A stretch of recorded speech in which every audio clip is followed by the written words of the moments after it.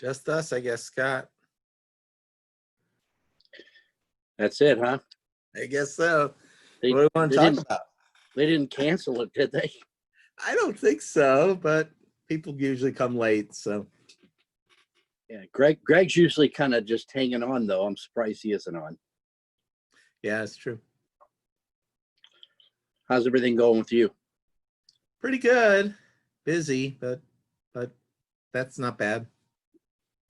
No, it's I mean, it's crazy right now. I've got probably, I don't know, 6 projects, that Yeah. all come into fruition simultaneously, and it's a logistics nightmare.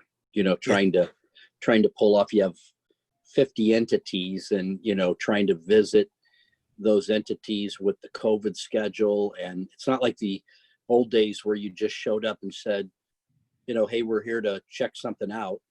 It's all has to be coordinated now, and it's tough to get people to do that. Yeah, I'm going to be doing some videos and the same thing. It's a different beast than it used to be. Yeah. Oh, I hate to say, but we're not supposed to long for the good old days, but I do. It would be nice if we had, just things like this. Like I said, it used to be, I could grab a vendor and say, hey, for the next couple hours, we're just going to go from site to site and, check this out. And that was fine. Now it's just more of a coordination issue. You find, 10 of them are available on this day, but 2 of them aren't. And now what do? Drag the guy back out a second day, and, Yeah. it's problematic, but, we'll work through it. Yep. Good morning, everyone. There's Brian. Morning. Did everybody get the reminder of this meeting? Anyone who's on here, Miriam or Laura or Greg, did you get the reminder? I don't remember. Me neither. That's why I was just asking. Now that I don't think so. Miriam, did you get a reminder yesterday? Oh, look, I always have it on my calendar, so I don't know. You're good that way. Yeah.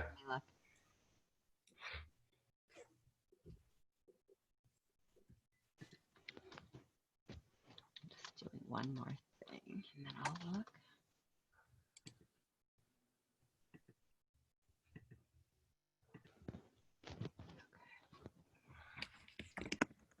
Let me see. Does it just come generically from Federation, or? I think so. It comes from marketing, I think. Let me put today's date in.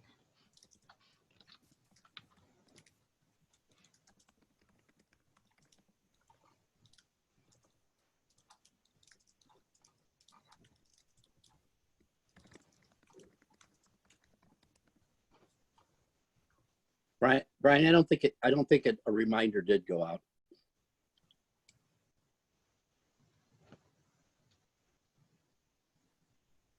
I don't think so either. With Sam. I don't see it, but I Yeah, I don't see one either. I'm just used to having it on my calendar.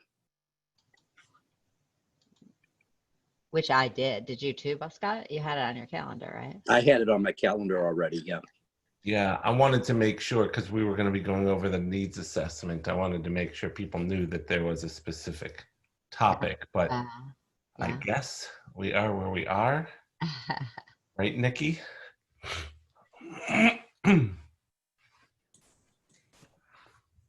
There was a mention of it at the bottom of the thing from change management.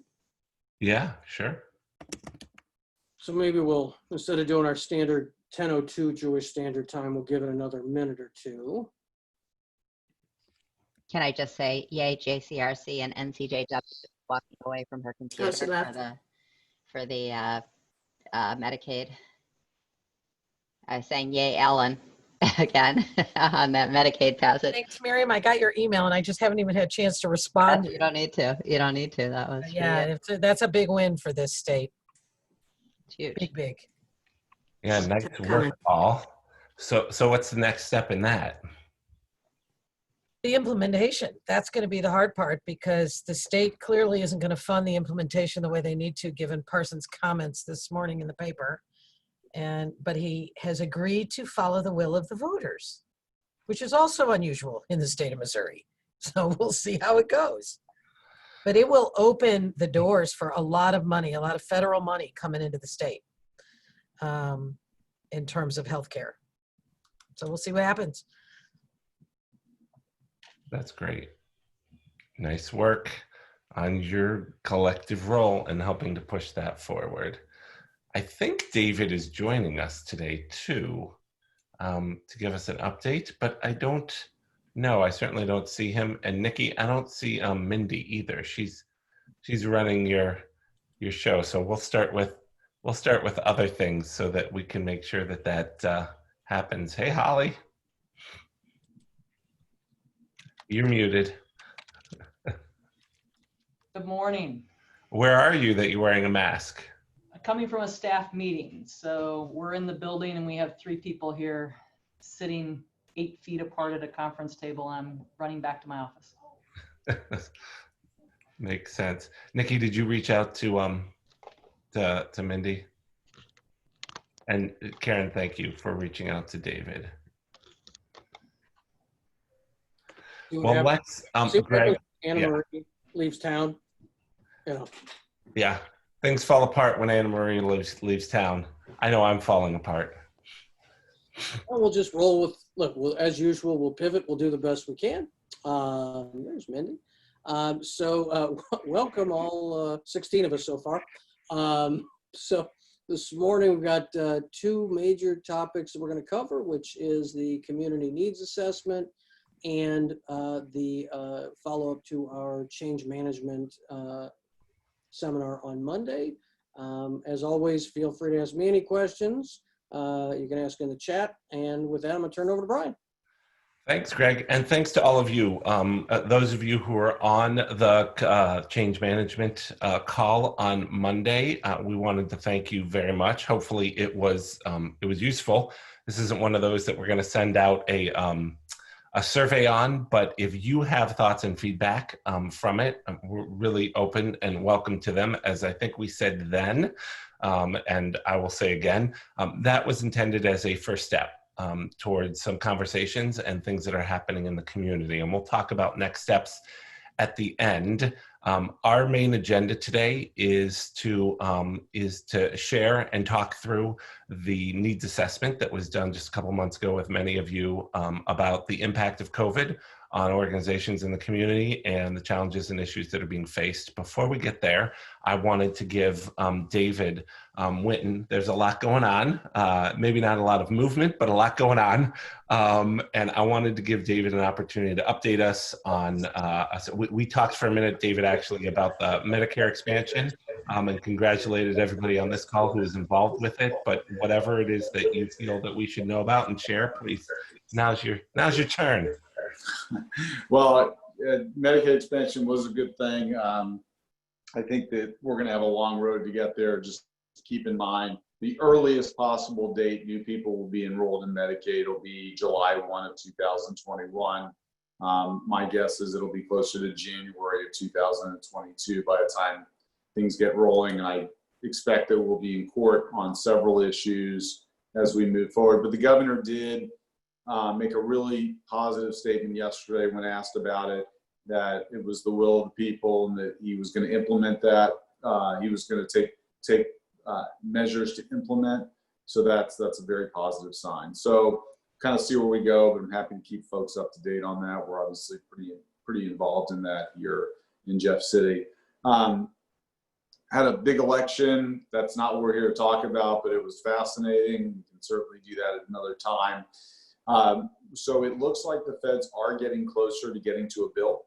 There is some additional pressure that's out there, although this morning's unemployment number may take that pressure off just a little bit. With unemployment benefits expiring on July 31st, there's a lot of pressure to continue because the economy is doing slightly better than it was. And so there is a big fear that when that money dries up, so will the spending in the economy. Same is true for evictions and foreclosures. We're still seeing some attention being placed on that. The Trump administration did announce that they would like to do something on that, which is positive as well. So, hopefully we're looking at another week to get a bill done in Congress. There seems to be some level of urgency at this point. Democrats have rejected kind of a very short-term increase in unemployment benefits, not to let the pressure off, I think, Republicans. So, that's where we are at the current time. We got some good numbers in for Missouri revenue. We were hopeful, but we saw it come through. July year-over-year revenue went from around 800 million to 1.6 billion or 1.4 billion. What accounts for that is primarily the income tax was pushed from April 15th to July 15th, so we saw that come in. But that $500 to $600 million extra was probably more significant than what we expected to see. So again, positive signs all the way around thus far. And we have the other half of this, which is we continue to see cases go up. We will continue to see those through the foreseeable future. And folks are getting ready for cold and flu season right now. So there is some concern around that as well. So there's not a whole ton, I think, material to report. Happy to answer any questions folks have about the election, Medicaid expansion, what little we might know about the federal package and so forth. Are there any questions for David? I actually have a question, David. Is there any government money available that you know of that's directed towards private schools that might be helpful for our Jewish day schools?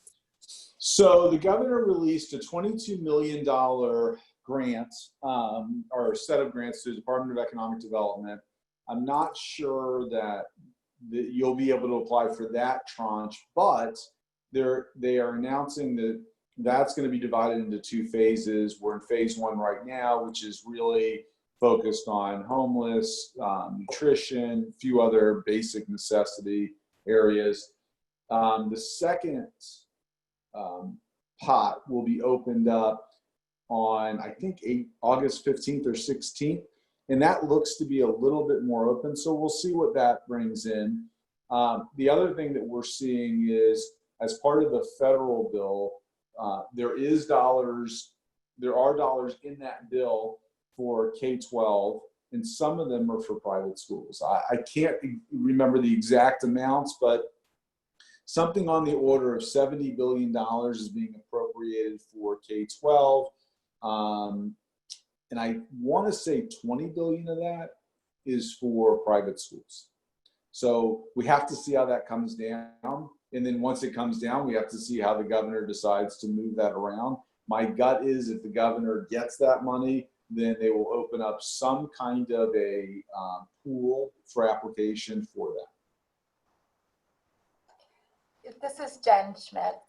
So David, has there been any reports or analysis on the increase in demand in affordable housing, since we know that, we're reading that a lot of people are not able to stay in their current residences, and we just like to understand if there's anything that's been documented or to look at from a planning perspective.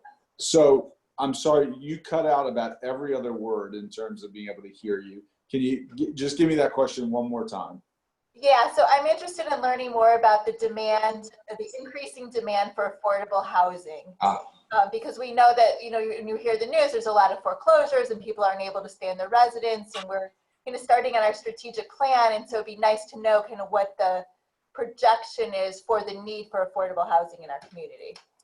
Yeah, so I have not seen anything on paper, but I've got some friends that work in that arena, and I can ask them if there's been any kind of studies or any work done. I can't imagine there hasn't been some tracking studies and some work being done on affordable housing. I mean, as you're well aware, affordable housing is a massive shortage in general throughout the country, certainly for seniors. So let me make a note and talk to Jeff, and the guy that I know, and see if they've got any documented studies or anything like that.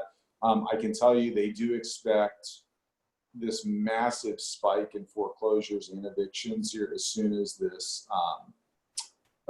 as we end up with the moratorium being lifted. And when they say, good. So, okay, so is there anything specific in regard to the Jewish community and the need for housing? I don't have any. I'm sorry. That is outside of my scope. Somebody on the call though might have some sense of that. Okay, thank you. Jen? Now I'm Sorry to interrupt, David. Very quickly, if somebody's in housing who's at risk of losing housing, who's Jewish, please call us because we can help support them through that. Yeah. There's money, and so don't let any Jewish older adults get kicked out of their housing. Right. Call us, It's okay? From a strategic planning perspective, we have, an opportunity to like look at what's happening in a broader perspective and trying to address that need. So we could also, Karen, we might be able to shift gears and talk to JFNA's folks about whether or not they're doing any comprehensive studies or any organization on that. Thank you. Appreciate it. Sure. Anything else for David? Thank you, David. And obviously, hopefully next week when we talk, there'll be a final package that you'll be able to inform us all about. I hope so. We're keeping our fingers crossed. So having said that, we're gonna pivot to the main focus of today, which is a presentation of the needs assessment. I want to thank Nikki and Mindy and the Community Impact Department, and for those of you who participated in it, thank you for participating to give us what is really good information and data for us to work from. And I'm going to just hand it over at this point to you all.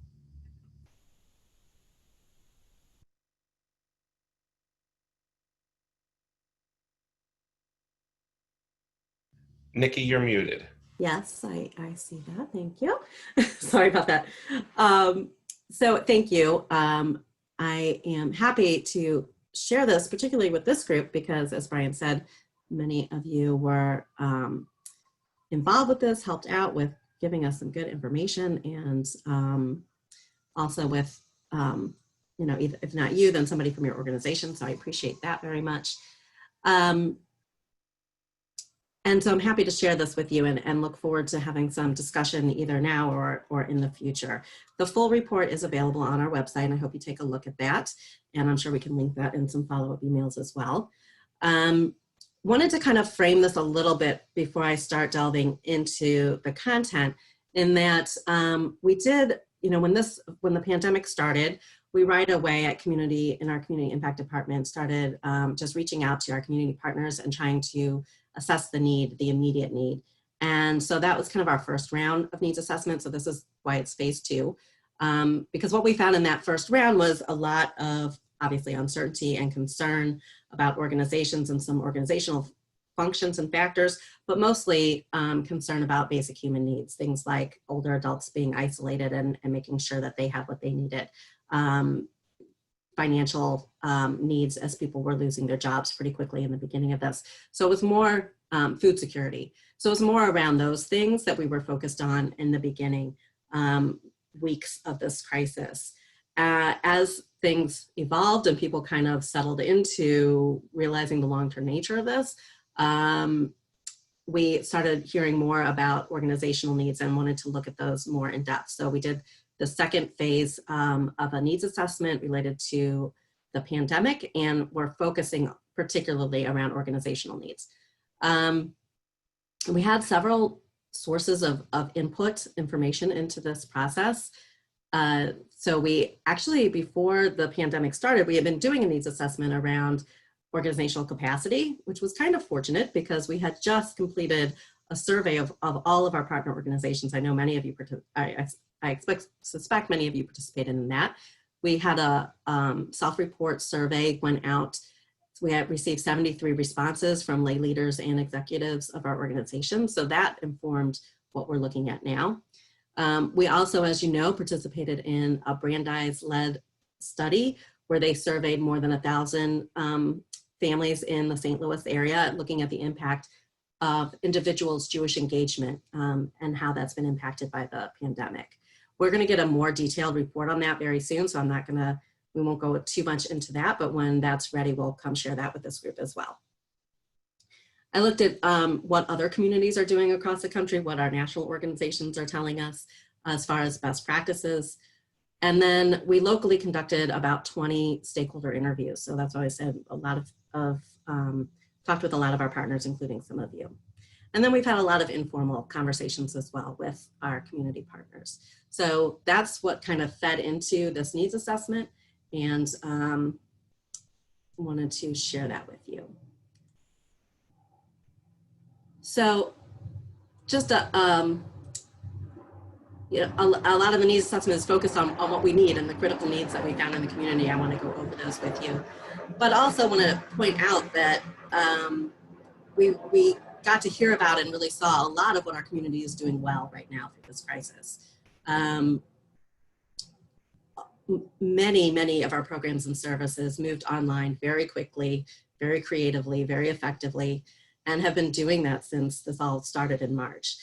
Our direct service providers have continued to keep their doors open, meeting needs, keeping their staff safe in doing so. And our organizational leaders, a lot of them are coming together around roundtables and figuring out solutions to problems that they have in common. So it's really good to see those kinds of activities happening in our community. And as one of our Jewish professionals said, that you see up there, that we really just need to get creative and make sure that we're still working to find Jewish meaning and provide Jewish meaning to people and their families. And I really see that happening. And I think at Federation, we want to support that happening. And just to share another story that we heard when we were doing our interviews, one of the religious schools divided the kids up into small groups because it just seemed to work better in our new Zoom world. So they had 3 to 4 students. It was more manageable over Zoom. And they found a girl who had not been previously identified as having difficulties or falling behind. They realized that she didn't know her alphabet. She didn't know her Hebrew ABCs. So in the small group, she was able to learn that in a very short time and catch up. So not only did something good come for that student, but now the school's also considering what aspects of the online learning environment they might sustain beyond the pandemic, and that idea of learning in small groups and how that can be effective. So we're learning things even through this that could be helpful to our organizations longer term. And I think a lot of organizations are thinking about what are they learning through this, and what do they want to keep moving forward. So now turning a little bit towards some of those critical needs that we found, and I'll hit the highlights. And again, I hope that you look at the report and reach out to me with any questions you have. We've done one of the critical needs that we found is really highlighting the challenges of the early childhood centers. And the Federation's done other studies where we've found the importance of Jewish ECCs, not only in providing care, but also opportunities for young families to connect Jewishly and have that meaningful engagement. And so now they're experiencing significant challenges related to providing services during a pandemic. It's difficult for that age group, as you can imagine, to switch to e-learning. It doesn't really translate the same as it does for older kids. And also it doesn't serve the need of providing care for working families that a lot of people are looking for, or the social interaction that kids need at those ages. And yet a lot of our ECCs did provide e-learning opportunities for their constituents. Also, ECCs generally are providing earned income to their parent organization. And given the way that they now need to operate, I've heard some of them say the best case scenario is that they might break even. That's the best case scenario. And yet their parent organizations have clearly given them the green light and the go ahead to continue to provide quality services and not to worry about the budget. But at the same time, they know that those budget implications are going to become relevant, and they kind of loom ahead. Up here, you see that they're expecting to serve 12% fewer children this fall. That's the input that I received as of July 1st when I asked them for that information. More recently, in the last week or so, they've provided, they've actually come up themselves with looking at it across organizations for themselves, and that number has grown. They're now expecting to see a 33% decrease in enrollment this fall compared to pre-pandemic. And there's a lot of reasons for that, including having to follow the CDC guidelines and what that means for how many kids they can serve, as well as a need for more scholarships because of families' changing economic situations, as well as parents' concern about sending their kids outside the home, and also finding adequate staffing. And staff is a major concern. Teachers have their own elementary school children. And they're now obviously finding out that for many of them, the children won't be in school 5 days a week. So some teachers also have their own health concerns and have concerns about going back into the workplace there. We also know from our research before the pandemic that finding and retaining quality teachers, both for the ECCs and the day schools, was already a challenge. So now that this is going on, it's even more so, and it has real implications for their ability to open. And go to the next slide. Another critical need that rose to the top was the day schools and their sustainability. Like I said, day schools also moved to an e-learning environment, which presented numerous challenges, particularly around technology, teacher training, curriculum changes that they've been dealing with since March. I think it's really interesting too that a lot of stakeholders expressed concerns about the sustainability of the day school model here in St. Louis, but the day schools themselves really had concerns that were more in line with what all organizations are facing in terms of facing uncertainty, raising funds, those kinds of things. And then one other interesting piece of information that led to this conclusion of the sustainability of day schools being a critical need is when we looked at our capacity survey that we did before the pandemic, we learned that across the board, 66% of our survey respondents reported that their organization had at least 3 months of operating expenses in reserve, which is great now because a lot of them have needed it. However, 22% of the day schools reported that they have those kind of operating expenses in reserve. So not as much cash reserves in the day schools, which is hitting them hard at this point. And then just to note also nationally, we're expecting a drop in enrollment in day schools of 5%, and we expect that we could see the same, although that changes too, and we're not really sure how that will look for the schools moving forward into the school year. We'll go to the next slide. Another critical need that I think is particularly interesting is expectation of smaller budgets in 2021. For the most part, what we were hearing from organizations is they're not yet seeing a major impact on income in terms of declining membership, individual donations, or changes from their foundations that provide them support. One kind of obvious exception to this is the J and how they've been impacted financially through the crisis. And other organizations, the J and others, have seen a decline in income from earned income, like camps, the ECCs, cafes, catering, rental, those kinds of things. So that's impacted their 2020 budget, but they're expecting a bigger decline in 2021 from the just overall economic fallout of the pandemic. So that will affect their annual budget and their plans. And interestingly, I think that gives organizations a unique opportunity to see that coming and to do some planning now around what 2021 and beyond will look like. So if we're expecting a smaller budget, what does that mean in terms of how we provide services, what services or programs we should be providing, and how we should be thinking about that for each organization. And I think this is an area that we can, at Federation, provide organizations some support to as well, and we'll talk about that in a minute. And then some additional critical needs that were identified, unexpected 2020 costs related to the pandemic. I know a lot of you are experiencing these in terms particularly around technology and PPE. The challenges around reopening safely. Staff safety is a big concern as staff come back to the workplace. Wanting to be open to serve the community, particularly congregations, which have not been open, and that's a central part of what they do. And especially for Orthodox congregations who also don't stream services on Shabbat or holidays. And the ECCs, like I said, that want to provide care for working families. And then mental health just has to be, I think, reiterated because we heard it so much through many, many, many conversations we've been having from all different populations, from our older adults to our young children, teenagers struggling with this isolation and difference in their social styles, really being impacted. So that even though we kind of consider that one of the basic human needs that we addressed earlier, it just needed to be mentioned again because of how prevalent it is and how much we're hearing concern around that. So we included that here as well. And then it was interesting that the Brandeis study pointed out for us that there seemed to be more effects on 18 to 34-year-olds compared to the older adults, which I think might be surprising for us to hear. 18 to 34-year-olds were more likely to report having emotional difficulty than those in the older age groups. So we, and I think we've done as a community, we've done a really good job. It was actually one of the first things we did was focusing on those older adults and making sure everybody's outreaching to them and as best we can meeting their needs. But we can't forget that there's mental health effects across the lifespan there.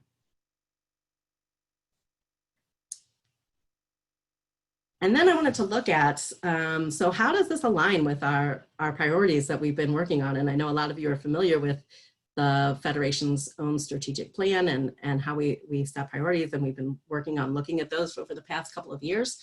And really it does align. Mental health is one of our highest priorities that was set by the board through our strategic planning process, started in 2017. I think we just finished it early last year. So mental health is a high priority. And then under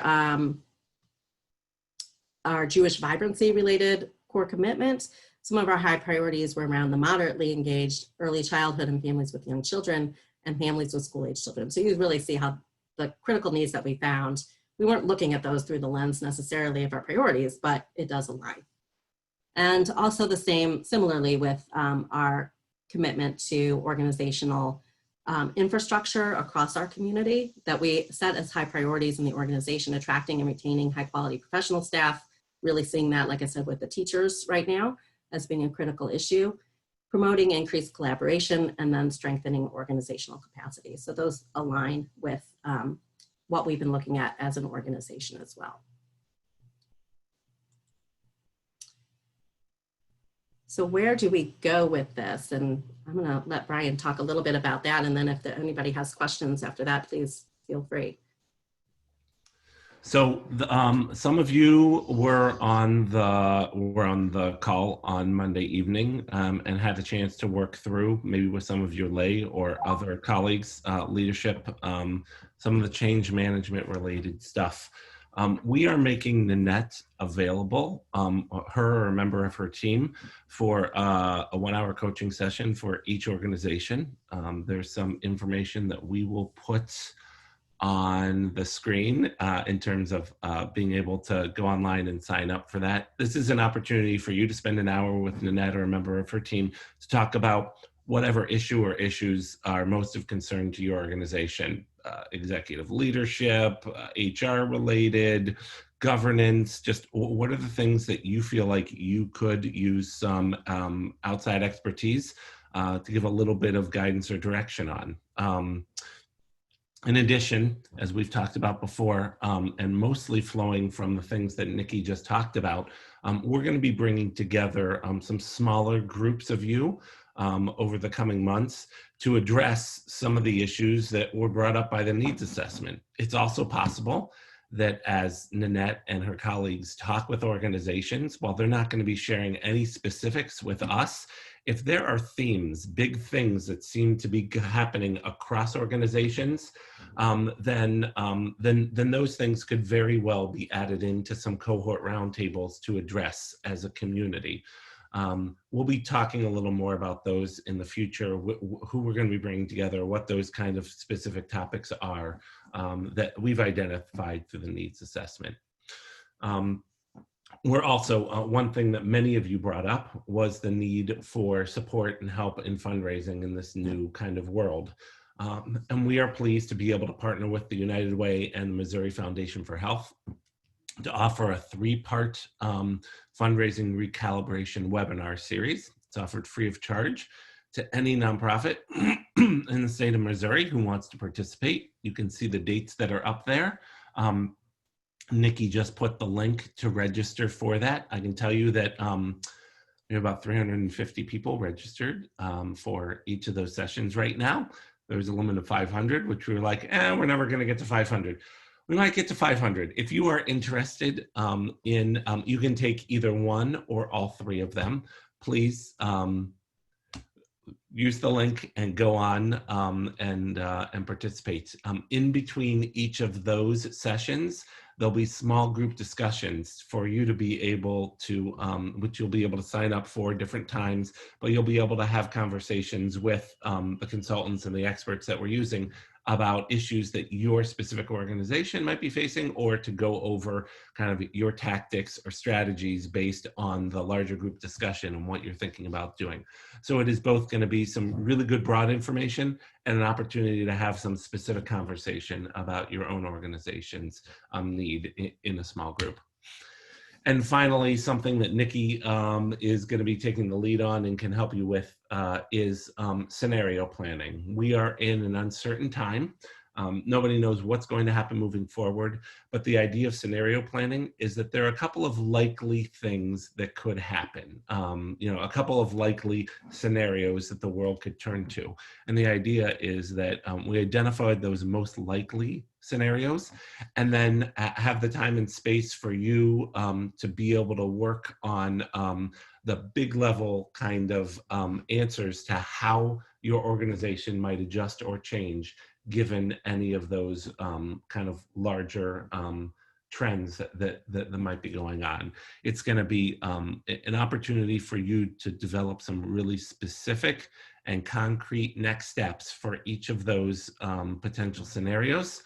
And we'll be using some national resources to help make that happen. And again, we're making that available to all of you at no charge. Nikki, if you want to add anything about the last one, please feel free to, or any of them actually, any of the staff or people that are on the call or at all those. I really encourage you, each of you are eligible to have Nanette or a member of her team come and talk with you individually about any issues your organization is facing. She's got a lot of expertise. She and her team have a lot of expertise. Please sign up for an hour coaching session with them. Whatever the issue or issues that your organization is really struggling with or facing, an hour doesn't seem like a lot of time, and in some ways it's not, but it will be very, very helpful. And it's free. And I just think it could be really helpful. Cohort roundtables will reach out to you about individually. The fundraising webinar is up to you to participate in, but the scenario planning is something that if you are at all thinking about strategic planning or thinking about the future, can be really, really helpful. I would just add a few things. I'm really excited about the scenario planning. So contact me if you're at all interested. I'll tell you more about it. It's going to be an in-depth multi-session format. So it is a bit of a time commitment, but I think it's going to be really worthwhile for the organizations that want to participate in it. And then I should have put it on the slide. The only other thing about the real-time coaching is that we are asking that you please sign up for those sessions by August 21st. Just fill out the form that you're interested. The coaching doesn't have to happen by then, but we want to know that you're interested by then. So Nikki, I had a question about grant writing. At one point there was a resource at the Federation to help us write grants, and I was just wondering if that's still a service the Federation is offering to its beneficiary organizations. Brian, you want to speak to that? Yeah, so I think that is still, and somebody else on the call from the staff might be able to answer. I think that's still, I think that's still something that we are offering, and there are obviously some limitations around it, but yes, I think so. Don, do you have any thoughts or ability to comment on that? No, I really don't. Okay. Yeah. I can say it's really right now just about capacity. Because there's so much going on, and we do have a new person that's working on grant writing, but she's also working in different areas also. So, reach out, but right now, as Brian said, there are some limitations, and it really is an issue of capacity. Thank you. We want to be helpful. We want to make sure that you guys are able to be successful.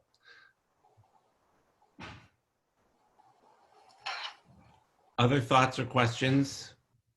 Specifically questions for, I jumped in at the end, but the main part of this really was Nikki, of what we found in the community, anything that either stands out, surprises, or you feel or surprised might be missing?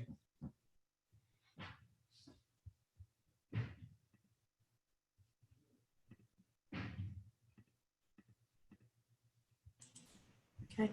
Well, if you think of other things as you ponder it or look at the full report and want to discuss it, please feel free to reach out. I'd be happy to talk more. Okay, so as in terms of the formal agenda, that's what we got. Does anybody have anything else they want to bring up, share, or talk about?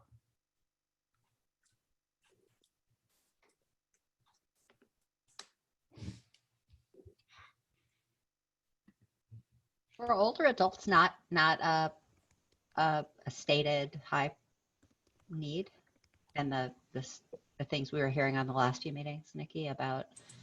Sorry, I'm back to the old topic, but of the needs assessment. But saying that we're seeing, and we are seeing, a lot of decline, and I know Joan's seeing it, and Jen. Nikki. Yeah, I think it was talked more about when we did the first initial needs assessment. It's certainly in there as a concern, and we're not looking at this like we did needs assessment 1 and now that's done and now we're doing this. Needs assessment 1, those basic human needs are ongoing. Those are going to be ongoing needs that we're going to want to address around older adults, around food security, mental health, and then just reiterating mental health and economic security issues. And the mental health piece certainly affects older adults as well, and we heard that from our stakeholders.